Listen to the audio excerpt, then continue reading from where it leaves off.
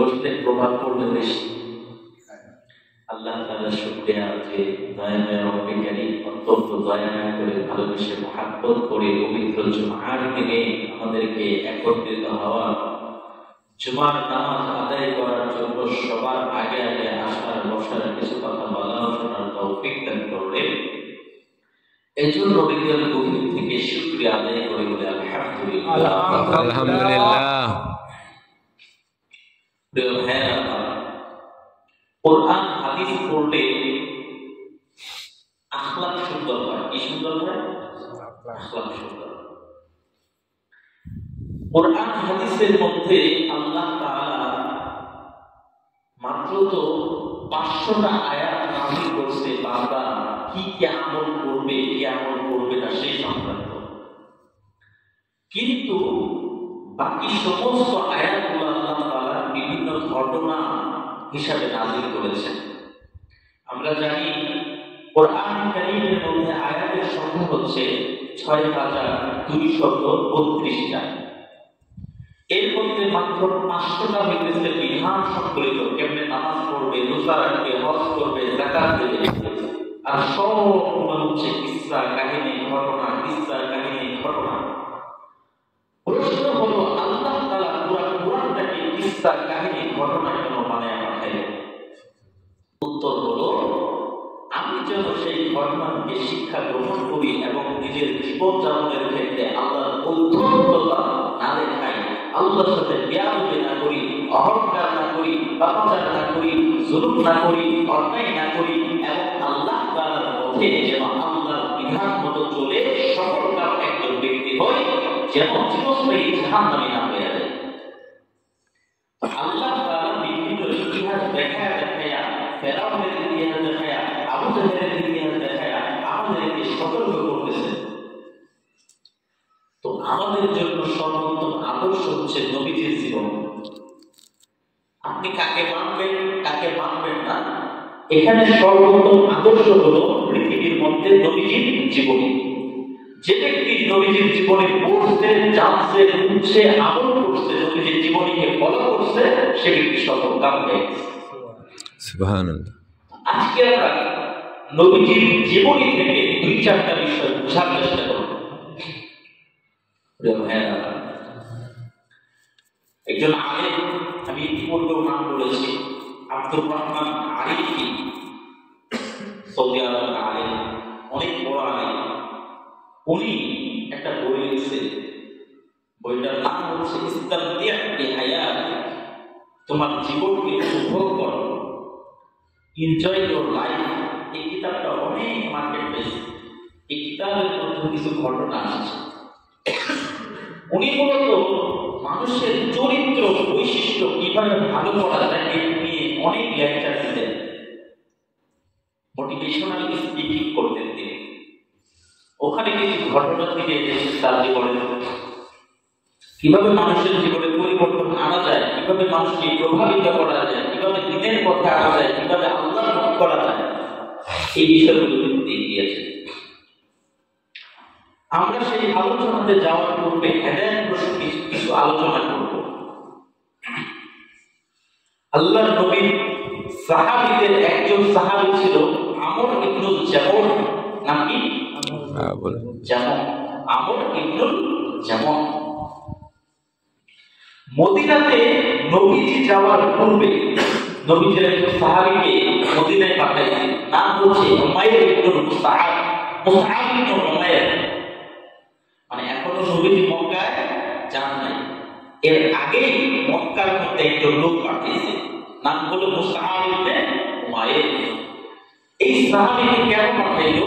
বলে আমি যাওয়ার পূর্বে তুমি গিয়া মদিনাতে দাওয়াতের কাজ করবা, আল্লাহর পথে রাখবা, ঈমানের পথে রাখবা, নামাজের পথে, রোজার পথে, হজের যাকাতের পথে রাখবা। তো মুসআব ইবনে উমাইর রাদিয়াল্লাহু তাআলা সেখানে যান, গিয়ে সেখানে দাওয়াতের কাজ করেন।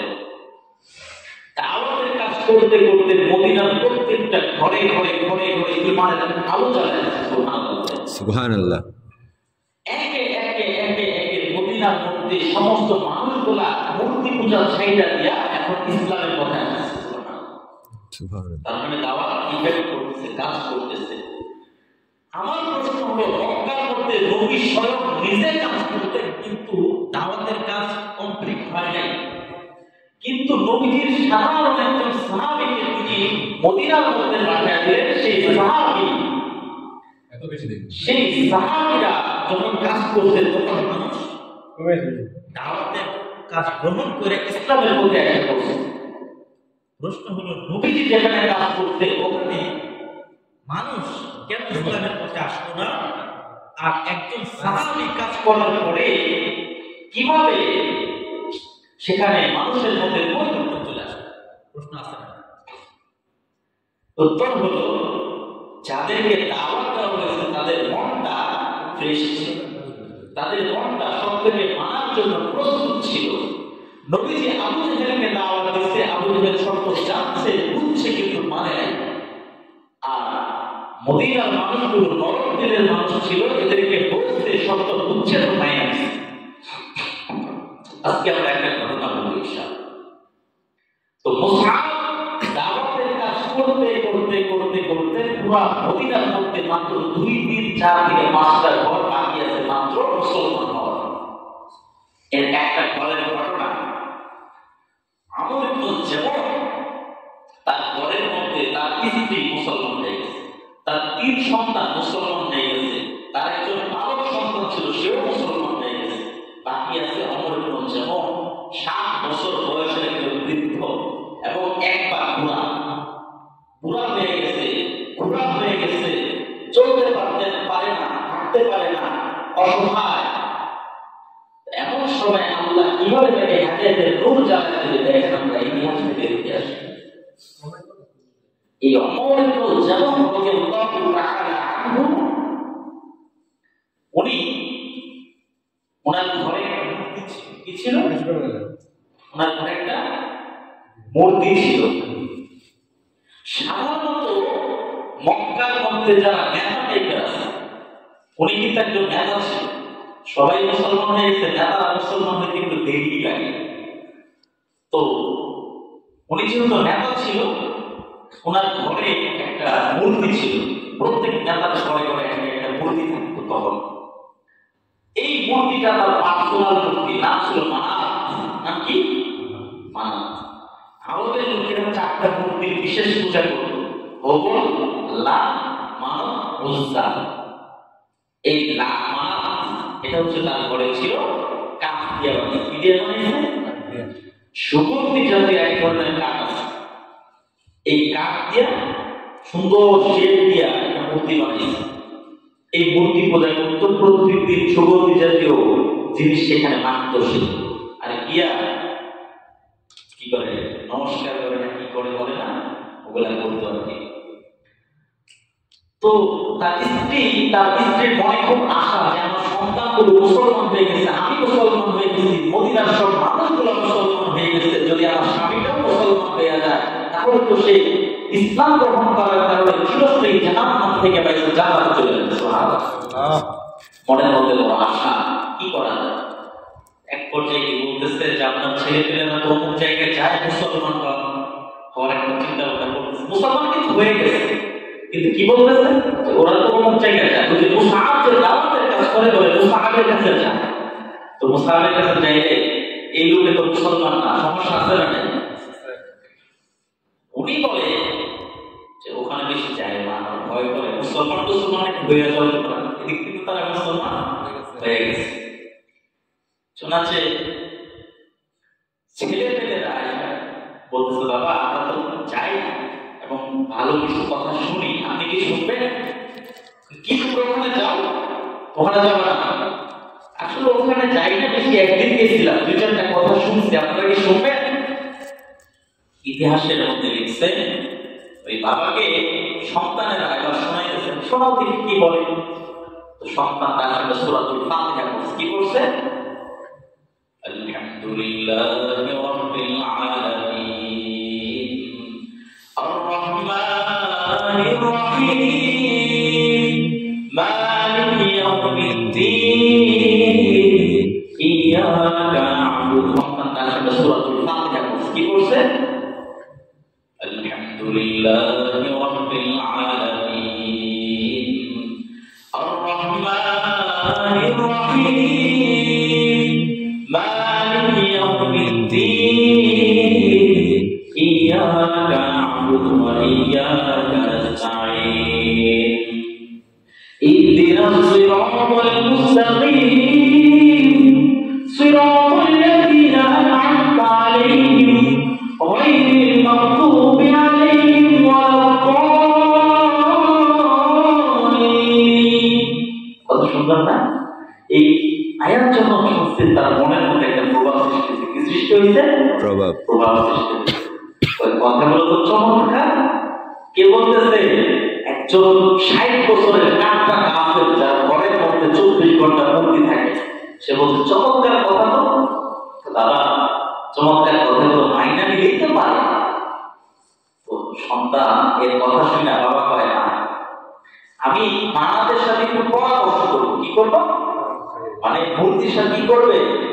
পরামর্শ করবে। মূর্তি যদি বলে হ্যাঁ মানো, তাহলে মানবো, যদি না বলে মানবো। ছেলে কয়, বাবা এটা তো বলতেও পারে না, করতেও পারে না, কথাও বলে না, বুঝেও না, এটা আপনি কি বলবেন?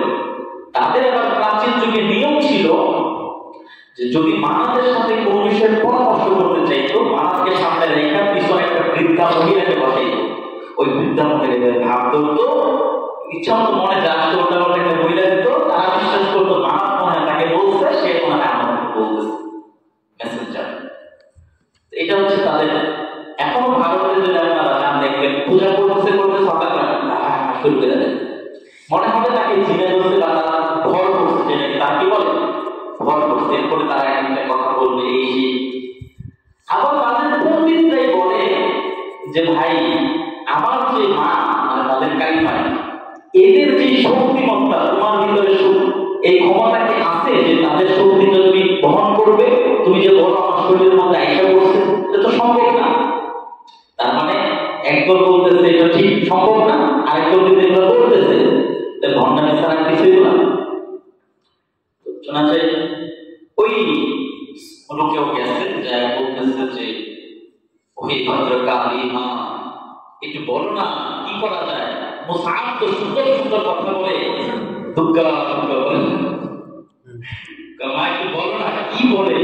মুসআব তো চমৎকার চমৎকার কথা বলে, এখন কি করা যায় একটু বলো তো। এখন মূর্তি কথা বলে মা রাগ করছে বুঝি না।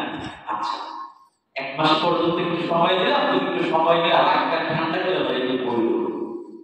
এই দিক দিয়ে তুলা বা চার তুলা মানে নিয়ম করছে যে রাত্রেবেলা ঘুরে যখন ঘুমাইবো, এই ঘুরে মূর্তি ঘর থেকে নিয়ে ডাস্টবিনে ফেলায়। ওই ফেলে আছে এই মূর্তি নিয়ে ডাস্টবিনে ফেলায়। যখন সে ঘুমায় গেছে, সকালবেলা উঠা মন্দিরে যাবে, একটু পূজা টুজা করবে, দুর্গা দুর্গা বলবে, যে মূর্তি নাই।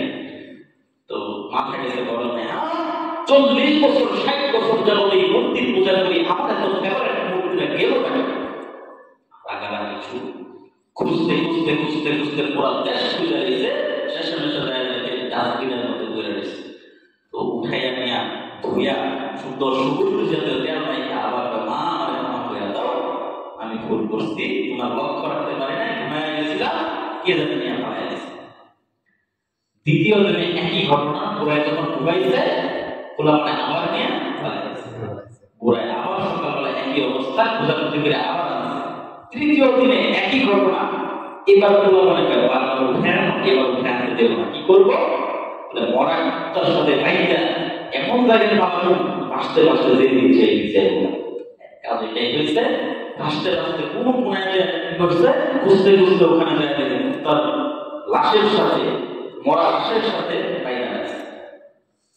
এর আগে সেও আমার একটা কাজ করছিল, প্রত্যেক যেহেতু চুরি হয়, একটা তলোয়ার মায়ের গলার মধ্যে ঝুলাই দেব, নিজেরা যদি বাঁচাইতে পারো তো বাঁচাও, নিজেরা তার বাঁচাইতে পারবো না।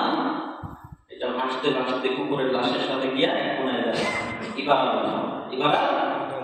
বুঝাতে যে আল্লাহ নূর ঢাইলা দিচ্ছে যে যে নিজেকে বাঁচাইতে পারে না সে আমাকে যেতে পারবে না। আল্লাহ হেদায়েতের নূর ঢাইলা দিচ্ছে, মুসআবের কাছে গিয়া মুসলমান হয়েছে।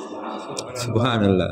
কেমন মুসলমান হয়েছে বলে, 60 বছর পরে আমি মুসলমান হইলাম, মদিনার প্রত্যেকটা ঘরের মানুষ মুসলমান হয়ে গেছে, তারা জান্নাতে আমার আগে চলে যাবে, আমি তো অনেক দেরি করে মুসলমান হয়েছি, কেমনে আমি জান্নাতে যাব? তাড়াতাড়ি জান্নাতে কেমনে যাওয়া যায়? ভাই আমি তো অনেক পিছিয়ে গেছি। ফজরের নামাজ একজন মুসলিম যদি পড়তে পারে আর আপনি যদি না পড়তে পারেন, আপনি একটু পিছাইলেন না পিছাইলেন? তো উনিও চিন্তা করতেছে আমি তো অনেক পরে মুসলমান হয়েছি, আমি পিছিয়ে গেলাম না। কথা বুঝতেছেন? মনোযোগ দিয়ে শুনলেন। তো ঘটনা হয়েছে কোন একদিন হঠাৎ করে যুদ্ধের ডাক দিয়েছে নবীজি, কাফেররা মুসলমানদেরকে ধ্বংস করে ফেলতেছে। এখন মাত্র মুসলমানের সংখ্যা 313 জন। এই মুসলমানরা যদি দুনিয়াতে না থাকে, পরবর্তী কেউ মুসলমান হতে পারবে না। যদি মুসলমান না হতে পারে, পুরো পৃথিবীর মধ্যে অরাজকতা, মারামারি, হিংসা, মূর্তি পূজা করবে, এগুলো যদি চলে, আল্লাহকে কেউ চিনবে না, আল্লাহ পুরো পৃথিবী ধ্বংস করে দেবে। অতএব ইসলাম থাকবে তো, দিন থাকবে তো, ধর্ম থাকবে তো, এই দুনিয়া থাকবে, ধর্ম থাকবে না, দুনিয়া থাকবে না। অতএব এই 300 জন মানুষকে বাঁচায় রাখতে হবে। এই জন্য চলো যুদ্ধের ময়দানে তাদেরকে প্রতিহত করতে হবে। শোনা চাই অনেক কিছু। এই নেকড়া লোকে তার 4 যুবক সন্তানকে বলতেছে আমিও যাব। তার স্ত্রী তার সন্তানরা বলতেছে না, তোমার যাওয়ার দরকার নেই। বলে কেন যাওয়ার দরকার নেই? বলে তুমি তো এই বৃদ্ধ বয়সে 60 বছরের ব্যক্তি, এর উপরে পা হচ্ছে ঘোড়া, তুমি কেন যাবে? বলে আমি আমার এই ঘোড়া পা দিয়া হাইটা হাইটা জান্নাতের মধ্যে যাইতে চাই। কোথায় যেতে চাই? আর তোমরা আমাকে বাধা দাও, নবীর কাছে নিয়ে যাও। কার কাছে নিয়ে যাও? নবীর কাছে যাও। বলে নবী, আমি তো আমার ঘোড়া পা দিয়া হাইটা হাইটা জান্নাতের মধ্যে যাইতে চাই, আমার সন্তানগুলা আমার জান্নাতে যাইতে চায় না। এদেরকে কিছু কইলা দেয়। নবীজি শেষে মেশে বাধ্য হইয়া বলছে, আল্লাহ তো আপনাদের ছাড় দিতে, আপনার না যেলে কোনো সমস্যা নাই, না তবু আমি যাবো। আল্লাহ রাস্তায় গিয়া শহীদ হইয়া তাড়াতাড়ি জান্নাতের মধ্যে চলে যাবো। সুবহানাল্লাহ। তো সাহাবী তার স্ত্রীকে বিদায় জানায়, হে আমার স্ত্রী, হে আমার প্রিয়তমা, জীবনের শেষ বিদায় নিয়ে নিলাম, আমি জান্নাতের পথে যাচ্ছি তো যাচ্ছি, আর কোনোদিন ফিরে আসবো না, যাচ্ছি তো যাচ্ছি, আল্লাহ জান্নাতে গিয়েই দেখা হবে ইনশাআল্লাহ। সুবহানাল্লাহ। সাহাবী গিয়ে যুদ্ধ করতে করতে এক পর্যায়ে তার ঘরটা পুড়িয়ে রেখেছে, তুমি জান্নাতে চলে গেছে। দুনিয়ার মানুষগুলো দেখবে তার গর্দান, তার গলা, তার মাথা, তার গলার মধ্যে নাই, তার হাতগুলো তার হাতের জায়গায় নাই, তার পাগুলো তার পায়ের জায়গায় নাই, কিন্তু আল্লাহ দেখবে তার মুখটাকে কবজ করা হচ্ছে জান্নাতের ফেরেশতারা জান্নাতের মধ্যে নিয়ে যাচ্ছে। সুবহানাল্লাহ। এই জন্য দুনিয়ার দেখাটাই বড় দেখা নয়, ইসলামের দৃষ্টিকোণটাই বড় দেখা। উনি জান্নাতের জন্য পাগল হয়ে গেছে, যুদ্ধ করতে করতে জান্নাতে চলে গেছে। আমিও তো 60 বছরের একজন বৃদ্ধ, আমিও তো একজন যুবক, আমি কেন জান্নাতে যেতে পারবো না? তাদের জীবনে আমাদের সামনে আছে, আমি কেন পারবো না? তো মুসআব ইবনে উমাইর রাদিয়াল্লাহু তাআলা মেহনত কাজ করছে না করে নাই? কাজ করছে। আমরাও মেহনত করব, আমরাও কাজ করব ইনশাআল্লাহ। এটা হচ্ছে হাজার সংক্রান্ত একটা ঘটনা ছিল, কিন্তু আমাদের মূল আলোচনা কিন্তু এটা ছিল না। আমাদের মূল আলোচনাটা ছিল নবীজির আখলাক। মক্কা আলেম, উনি কোন এক কনফারেন্সে ওনাকে দাওয়াত দেওয়া হয়েছে যে আসুন একটু আলোচনা করবেন। উনি গেছেন, উনি জানেন মানুষকে যদি পরিবর্তন করতে হয়, মানুষের জন্য দোয়া করা, এটা হচ্ছে পরিবর্তনের চমৎকার একটি। আপনার সাথে দেখা হয়েছে, সালাম দিলাম, মুস্তাফা করলাম, আর বললাম আপনি একটা বিপদের কথা বললেন, আমি যদি বলি আল্লাহ সহায় হন, আল্লাহ আপনাকে উদ্ধার করে দিন, আপনার মনটা নরম হবে না? হবে না? বর্তমানে আবার এগুলো কাজ করে না। এখন আলেম বলতেছে বর্তমানে এই টেকনিক যেহেতু কাজ করে না, তো পাশে যদি সন্তান থাকে সন্তানের জন্য দোয়া করে দেবেন, এখানে কেউ কাজ করার সম্ভাবনা আছে। আল্লাহ যাকে হেদায়েত দেয় সেখানে কাজ করে, এটা ভিন্ন বিষয়। তো উনি একে অপরের সাথে দেখা হওয়ার সময় মুসাফা করে সুন্দর সুন্দর বাক্যে দোয়া করার কিছু কথা বলতেছিলেন। এবং আরব দেশের মধ্যে এই জিনিসটা অনেক বেশি। আপনাকে একজন উপকার করলে আপনাকে বলে থ্যাংক ইউ।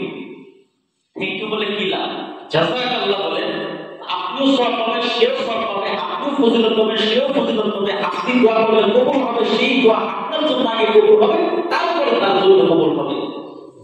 এটা অনেক বড় আমল না? সুবহানাল্লাহ। আপনি যদি আপনার ভাইয়ের জন্য দোয়া করেন, আগে আপনার জন্য কবুল হবে, এরপরে তার জন্য কবুল হবে, কবুল হবে। তো উনি এইগুলো নিয়ে আলোচনা করতেছে। রমজান মাস ছিল, রমজানের গুরুত্ব প্রসঙ্গে এমন এক বিল্ডিং এর মধ্যে আলোচনা করতেছে, বিল্ডিং এর জানালা থেকে মক্কা শরীফের সবাই যে ঘুরতেছে এগুলা দেখা যায় একদম মক্কার পাশে। চমৎকার এক দৃশ্য, রাত্রের বেলা চন্দ্র ঝিলমিল করতেছে, আকাশের তারকাগুলো ঝলমল করতেছে, আর মানুষগুলো লাব্বাইক আল্লাহুম্মা লাব্বাইক বলতেছে। আর ওই ঘরের মধ্যে মানুষগুলা দিন ধর্মের আলোচনা করতেছে। রমজান মাস এক অনুভূতির মাস, আবেগের মাস, ভালোবাসার মাস। তো কেউ কেউ আবেগে জানলা দিয়ে ওই মক্কার দিকে তাকাইতেছে, আর বড় আলেমের কথাগুলো শুনতেছে, আর চোখ দিয়ে পানি পড়তেছে। কি একটা মজার মুহূর্ত না? এই চমৎকার মুহূর্তের মধ্যে এক ক্যামেরাম্যান আসছে, ভিডিও করতেছে। তো ভিডিও করা তো ভালো, এটা ধর্মের প্রচার প্রসার, ভালো না? কিন্তু বিচারা এক হাতে ক্যামেরা ধরছে, আর এক হাতে টানতেছে। কি করতেছে? বিড়ি খাইতেছে না, টানতেছে। কেন সবাই তো বিড়ি খায় না, অনেক কিছু খায় না। এক আলিম বলছে সিগারেট যে খাও, সিগারেট শব্দের অর্থ কি? বলে ফার্সিতে সাক মানে কুত্তা, সাক মানে কি? কুত্তা। আর রেড মানে ইংলিশে জানে কি? কিন্তু। কুত্তা এবং কিন্তু যদি মহিলা হয় কেমন কেমন গন্ধ হয়? অনেক গন্ধ না? যারা সিগারেট খায় এদের থেকে একটা গন্ধ আসে। সিগারেট খাওয়া ভালো লাগে, আপনারা খায় না ইনশাআল্লাহ। তো এই কাজটা দেখা এই অনুভূতির মুহূর্তে তার মনের মধ্যে একটা কষ্ট লাগছে না, লাগে নাই? সবার মনের মধ্যে একটা কষ্ট। যদি বলা যায় একজন মানুষ আসছে, মেহমান, ওনাকে দিয়ে কথা বলা যায়। উনি আসছে হুজুরের সাথে দেখা করতে, হুজুর বলে যে ভাই সিগারেট। উনি বুঝে ফেলছেন, হুজুর নসিহত করে না, আসলে পারতেছি না। সবকিছু সম্ভব, যদি পরিবর্তন কেউ হইতে চায়, সম্ভব না অসম্ভব? আসলে সম্ভব, কিন্তু আমরা করি না পরিবর্তনটা। তো হুজুর নসিহত করে না, লাভ হবে না। তারপর আপনি তো জানেন এটা হারাম। হুজুর আসলেও আপনার সময়টা নষ্ট করেন না, 40 বছর যাবত খাইতেছি, কেমনে ছাই? এখন এক পর্যায়ে বলে আচ্ছা ঠিক আছে, আসে।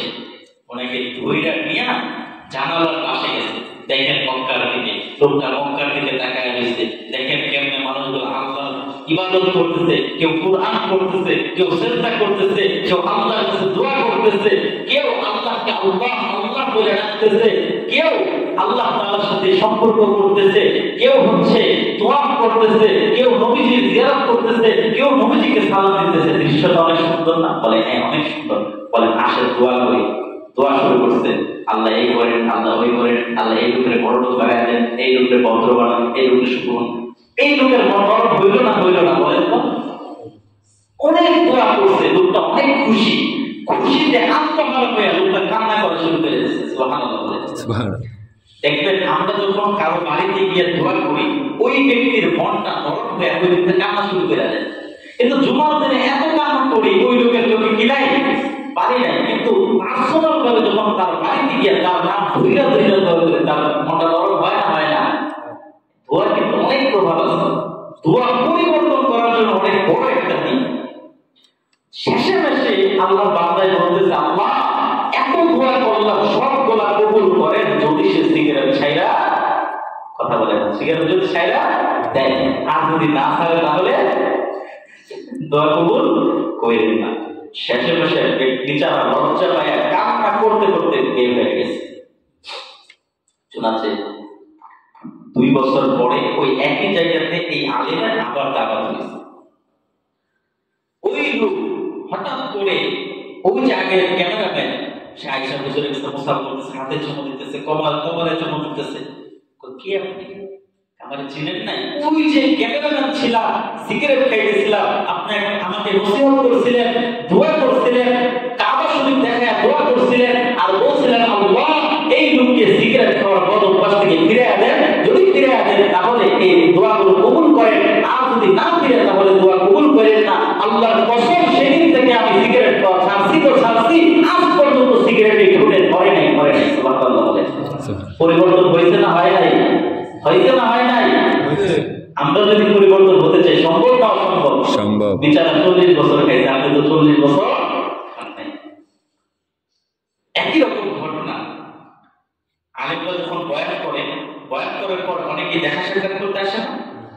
এক লোকে দেখা করতে আসছে, আসে তো আসে না, আসে তো আসে না, তো হুজুর ডাক দিতে আসছে। আসার পরে বলে কি একটা মাসলা জিজ্ঞেস করতাম, কারণ নানা এবং আমি মক্কা শরীফে গেছি হজ করতে, শয়তানের পাথর মারে না, শয়তানের পাথর মারতে গেছিলাম, ওখানে একটা মাসলা জিজ্ঞেস। তো কথা যখন কাছাকাছি মুখের কাছাকাছি বলতেছে, হঠাৎ করে সিগারেটের ঘ্রাণ আসছে। এটা ঘ্রাণ না, এটা গন্ধ। এটা কি? এটা ঘ্রাণ না, বলে বলে দিয়েছে দুর্গন্ধ। তো ওই আমি বলছি তাদখিন, তাদখিন মানে আরবি ভাষায় তাদখিন বলে। কি বলে? দখানা ইদাখিন, তাদখিন মানে ধূম্রপান। ধূম্রপান বলে লজ্জা পেয়ে গেছে আর কি। বলতেছে হ্যাঁ এটা খায় না। তো হুজুর এখন যদি নসিহত করে, যতই নসিহত কাজ হবে। তো বলে আপনি হজ করছেন? বলে হ্যাঁ। তা আল্লাহ আপনার হজটাকে কবুল করুন যদি আপনি এটা ছাইরা দেন, আর যদি না ছাড়েন তাহলে বেচারা লজ্জা পেয়ে গেছে। তো উনি এইভাবে একইভাবে কয়েক বছর পরে দেখা করছে। তো ওনার ভিতরে পরিবর্তন হয়েছে, উনিও ধর্মের মধ্যে চলে আসছে। দাড়ি ছিল না, দাড়িটা এটা দিচ্ছে, নামাজ পড়তো না, নামাজ শুরু করে দিচ্ছে, সিগারেট খাইতো, সিগারেট খাইয়া দিচ্ছে। আয়েশা হুজুরের কাছে কান্না করে বলে, হুজুর ওই দিন আপনার দোয়ার প্রমাণ এমন ভাবে হয়েছে, এমন ভাবে হয়েছে, আজ থেকে আমি সেদিন থেকে আজ পর্যন্ত আমি কি করি না। দোয়ার প্রভাব আছে না নাই? আমরা যদি কারো মন জয় করতে চাই কিভাবে করবো সেটা দরকার না? দরকার না। দেখা হইতে তো সালাম দিব, আসসালামু আলাইকুম ওয়া রাহমাতুল্লাহ। এরপরে দুই হাতে মুসাফা করব। কয় হাতে? দুই হাত। মুসাফা করার পরে একটা মুস্কি হাসি দেব। কি দেব? মুস্কি হাসি দেব। মুস্কি হাসি দেওয়ার পরে বলবো আল্লাহ তাআলা আপনাকে সুস্থ রাখুন, আল্লাহ আপনাকে কি করুন, বিপদ আপদ বালা মুসিবত দূর করে দেয়। পারবো না ইনশাআল্লাহ? একটা পরিবর্তন জীবনে নিয়ে আসা 10টা পরিবর্তন আপনি আনতে পারবেন। একজন মানুষ হাসি দিচ্ছে আপনাদেরকে, তাকে মুস্কি হাসি, তাকে রিপিট করেন। কারণ রিপিট না করাটা অহংকার। চোখটা গরম করে খালি বুকটা খুলে হাঁটলেই না ভাই। নবীজি কিন্তু এভাবে হাঁটতেন না। নবীজির আদর্শের মতো আদর্শ নাই। একটা মুস্কি হাসি দিতে পারলে একজন মানুষের পরিচয় যদি আপনি বিজয় করতে পারেন, সারা জীবন তার উপরে আপনি সম্মানিত হয়ে যাবেন। সম্মান তো ভাই চাইয়া নেওয়ার জিনিস না। আমি বড়, আমি বড়, আমার ধন বেশি, আমার সম্পদ বেশি, আমার টাকা বেশি, আমার পাওয়ার বেশি, আমি অমুক জায়গার মন্ত্রী, আমি অমুক জায়গার মিনিস্টার, এটাতে সম্মান আসে না। সম্মান আসে তো আসে, কেমনে আসে? সম্মান আসে হচ্ছে ভদ্রতার মাধ্যমে, সালাম দিয়ে মুস্কি হাসি মারে, দেখবেন সারা জীবনের সম্মানে পার হয়ে যাবে। সম্ভব না? সম্ভব না? আজকে থেকে করবো তো ইনশাআল্লাহ। ইনশাআল্লাহ, ইনশাআল্লাহ। দেখেন আরেকটা ঘটনা আপনাদেরকে বলি। একজন সাহাবী ছিলেন, আমাকে সময় হলে বইলা দিয়ে, এটা তো এখানে ছিল, হযরত তুফাইল ইবনে আমের, নাকি তুফাইল ইবনে উমাইর। উনি দাউস গোত্রের সর্দার ছিলেন। আরবের মধ্যে বিভিন্ন দল ছিল, সেই দলের বিভিন্ন লিডার ছিল, সেই লিডারের একজন লিডার উনি। মক্কাতে আসছে, তো মক্কার মধ্যে তো নবীজি দাওয়াতের কাজ করতো, মুসলমান হয়ে যাও, ঈমান আনো, আল্লাহকে মানো, রাসূলকে মানো। তো কাফেররা কি করতো জানেন? কাফেররা নতুন কোন লোক যদি মক্কাতে আসতো, তাহলে কাফেররা সেই লোকগুলোকে বিভিন্ন ভ্রমণ বুঝ দিত। জানেন কি বলে? মক্কাতে একজন পাগল আছে। কি আছে? পাগল আছে। এই পাগলে এমন উল্টাপাল্টা কথা বলে, জাদুকর, মানুষকে জাদু করে উল্টাপাল্টা বুঝায়, তার বাপদাদার ধর্ম ছেড়ে নতুন ধর্মের মধ্যে নিয়ে যায়। ওই পাগলের কাছে যায় না, ওই পাগলের কথা শুনে না। তো তুফাইল উনি যখন আসছে মক্কাতে, ওনাকেও চার দোকানে নিয়ে, রেস্টুরেন্টে নিয়ে, ওনাদের পার্সোনাল রুমে নিয়ে, রাস্তাঘাটে যেখানে পাইতেছে সেখানে যার সাথে দেখা হইতেছে বলতেছে, জানেন মক্কায় নামে একজন পাগল আছে, এই পাগলে উল্টা পাল্টা বইলা মানুষকে কি করে বাপদাদার ধর্ম থেকে দূরে সরায় দেয়। আপনি তার কাছে এখন কথা হলো একজন, দুইজন, তিনজন, চারজন কথা শুনতে শুনতে মানুষের মনের মধ্যে এক ধরনের খারাপ ভাব সৃষ্টি হয় না? হয় না? একটা পর্যায়ে তুফাইলের মনের মধ্যে খটকা লেগে সমস্যা তো অবশ্যই আছে না নাই? তো দেখবেন জ্ঞানী মানুষরা এগুলোতে কাম দেয় না। যদি কাম দেয়ও বেশিক্ষণ থাকে না। সত্য এবং মিথ্যা জানে তারা বলতে পারে না? ওনাকে বারবার বলতে বলতে উনি এতটুকু নিয়ম করে ফেলছে যে না, আপনার কাছে যাবো না। কিন্তু কোন ব্যক্তি মক্কায় আসবে কিন্তু মক্কা কম করবে না, এটা হতে পারে না।